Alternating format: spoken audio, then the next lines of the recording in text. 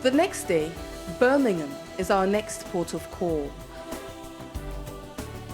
It is a town that is situated about an hour's train ride from London, and according to directions given by the London Underground officials, we will need to change trains at least 3 times onto different connecting lines before we arrive at our destination. This feat is not so easily accomplished, especially since we are not exactly conversant with the route. Although the underground map does come in handy, we still find ourselves disembarking at the wrong stations and boarding the wrong trains quite a number of times. Needless to say, we are thankful to meet the ever helpful officials at every wrong turn we make. At long last, we arrive at the Birmingham train station and we are received by our host, a Nigerian medical doctor who lives and works in Birmingham.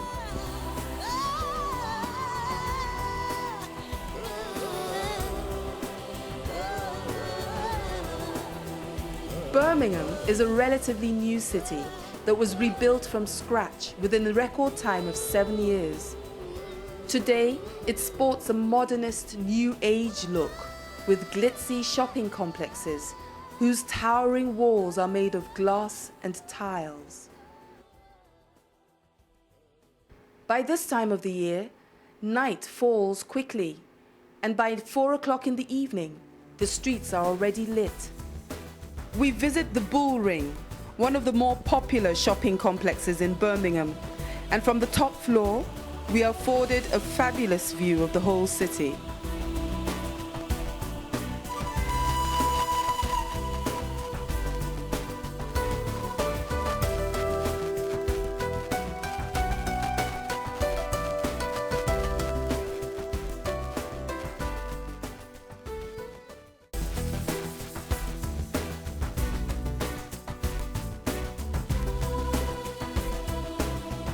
After a quick coffee in one of the many snack bars within the complex, our host takes us to the home of a Nigerian friend of his, who also lives and works in the United Kingdom. Nice to meet you, sir.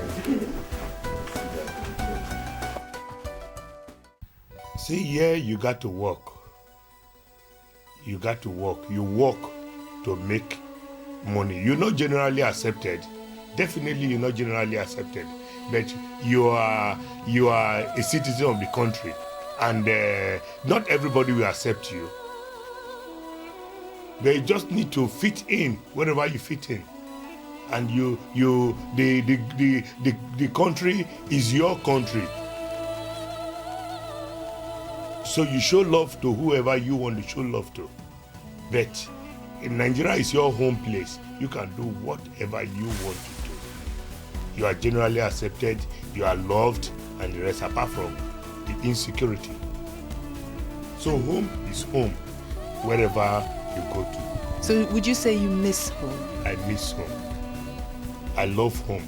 I want to go back home. And also, I want, at least if there is jobs for the people, if everybody has jobs, being a job, it doesn't mean all it has to be industrial job. There are cleaning jobs, people will do it as long as they earn something. If the Nigerians are earning something, they will not go and steal. There will not be too much robbery. If they know they go and steal and they got caught, they will not go and steal because they love life. No Nigerian wants to stay in prison. But So what are you saying to the government? so what I'm saying to the government is that the government should change their attitude and create jobs for his citizens. As far as I am concerned, wherever you find yourself as a Nigerian, you make that your home. But if the government back home wants to welcome us, Nigerians in diaspora, they need to sit tight. They need to change their ways, and they need to beef up security. They don't need to invite us. They know what to do because they come here. So if they visit this country and they see what is happening as a Nigerian, they should go back home and practice it. the present UK that I am is, rather unfortunate. It's in comparing incomparables, really. I could say I fare well here than when I was back home. And at the time I graduated, that was in 1996 from University of Benin. We also have a lot of graduate turnouts, and the jobs are not just there. And you know what it is for a young man who is aspiring for greater heights, and we all have our own aims and aspirations, and there's no job to meet up these things. You have no other choice. So at that time, the only option I had was to leave for a greener pasture, and I think the wind has blown me here, and I'm all right. Would you say it is really greener pastures here? Well, like I said earlier, an attempt to compare the situation here with Nigeria is comparing incomparables. Obviously, I'm complacent here, and I think it's better. In what ways is it better?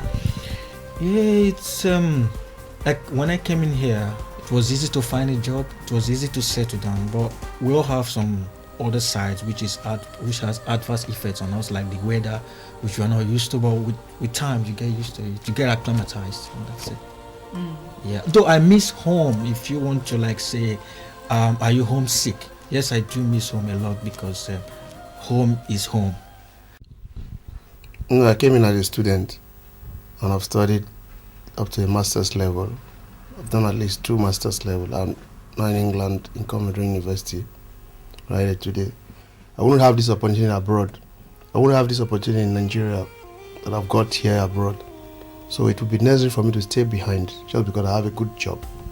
I have a good security. I've brought my girlfriend, who is my wife today. I've got kids here in Europe, and I'm a European citizen. So I don't find any difficulties here. I feel at home. Even if I have extended family back home. And I've been going back home. But when I go back home, I don't see any improvement. Right from the airport to where I come from, Warri, I don't see any improvement. The last time I got home, it took me almost 10 hours to get to Warri. The roads are bad. Then coupled with security, it's still very difficult. Despite all we are reading here, that there are some improvement. But when you get on ground, you see nothing on ground. Nothing reasonable. But despite all the downside of home, there must be some parts of it that you miss, some parts of it that make you homesick from time to time, because the fact still remains that you are a second-class citizen. No matter how good your job is, and no matter how much you are paid, you're still a colored man in a white man's land. It depends on the individual. It's the way you feel, it's the way you think. You feel you are a third-class citizen abroad, and you feel like a third-class citizen. Dr. Mesharu, your father was murdered about 9 years ago, and up until now, the murderers have not been apprehended. Would you say that this is part of the reason you left Nigeria? No, not exactly, because I was here. I was already here when he was murdered. I think that colored my experience even in this country, because it meant I had to start thinking more about what's happening over in Nigeria.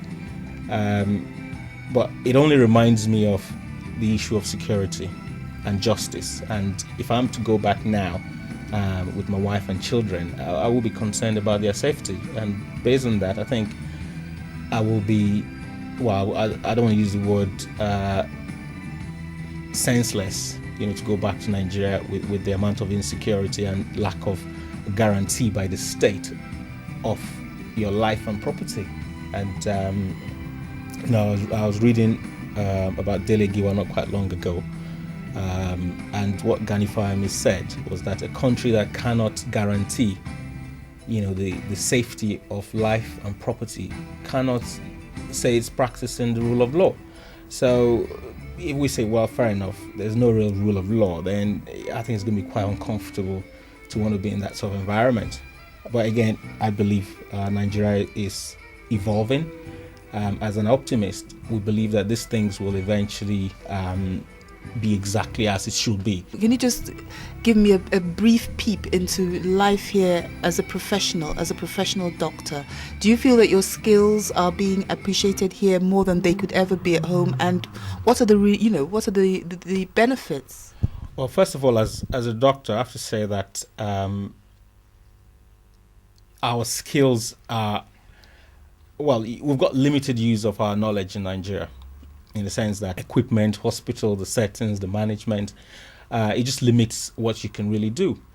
What advice do you have for Nigerians back home who might be planning to toe the same line as those that have come here to live and work? The only thing that is missing in the case of Nigerians is that sometimes those who want to come out are not adequately equipped.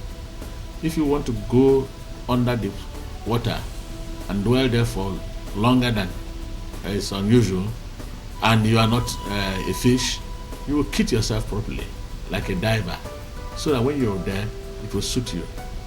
If you want to go to space, you will dress like an astronaut. So anybody who wants to come here must find out something that he will want to do. And he should be one of the best people that can do it.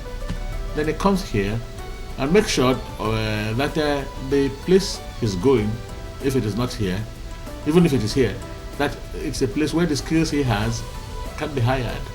The next thing he must do is make sure he uses legitimate ways to come here, because any way of coming here that isn't legitimate will already automatically make him an offender or a criminal. Well, it's been very, very revealing and enlightening speaking to you, Your Excellency. Thank you so much for the privilege of your time. Thank you, Vaughn.